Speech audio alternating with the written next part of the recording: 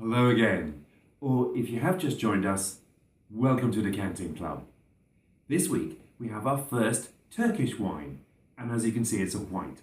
It's made from the Narince variety, regarded as the country's best native white wine variety. It comes from north-central Turkey. If you think about the peninsula of Anatolia, with the Black Sea to the north and the Mediterranean to the west and the south, then we want to go along that northern Black Sea coast, just over halfway, and then a little bit inland. There's Tokut. It's a high plateau, about 600 metres up, even though it's not far from the sea. And that's where this variety comes from and where these vineyards are. Narince is quite a pale-skinned variety, and this one was picked really quite young. It's only 11.5% alcohol. So although I believe it has seen some pre-fermentation skin contact, it's still a really quite pale lemon colour. What a lovely nose. Floral and citrus at the same time. The flowers are elderflower and orange blossom. And there's lots of grapefruit and lemon peel in here too. Quite stony. But there is a suggestion of something riper in the nose as well, like apricots. And maybe just a hint of smoke, even though it's not oak. I know it's not oak, it doesn't smell like oak, and I know this wine has been fermented and aged only in stainless steel. Nonetheless, just somehow a smoky quality. Absolutely fascinating. Really interesting.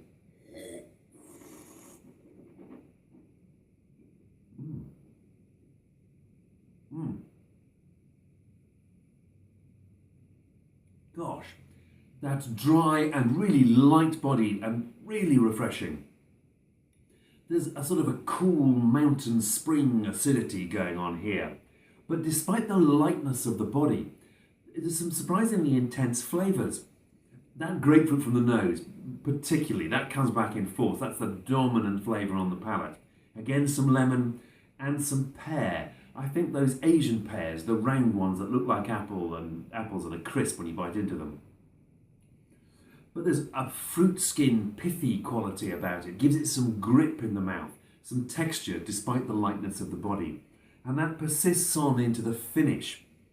The finish is a bit like biting into a grapefruit to start peeling it. You know, it's got that combination of grapefruit and light bitterness, and then it's mouth-watering too from the acidity. And then it ends on a sort of a herbal, lightly bitter lift, which is terrific.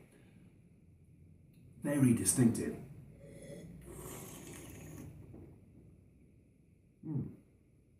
So pure and refreshing.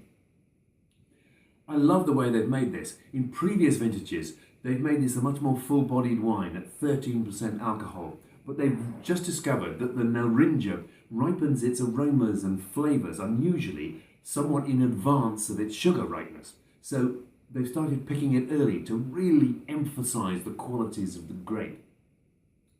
And it's worked brilliantly. This is such an original wine. I keep hunting for similarities. The nose is a little bit Sauvignon Blanc. It's also a little bit like an English Bacchus, which is very grapefruity. And it's a bit like that Cypriot white we had last July. And the palate with the purity of fruit and the lightness of touch, a bit Riesling, a bit Albarino maybe, and that finish with the herbal slight bitterness is a bit like a dry muscat. And you can tell by the way that I'm reaching for too many different wines that actually this tastes like itself. I'm trying too hard. This is unique and it's absolutely delightful.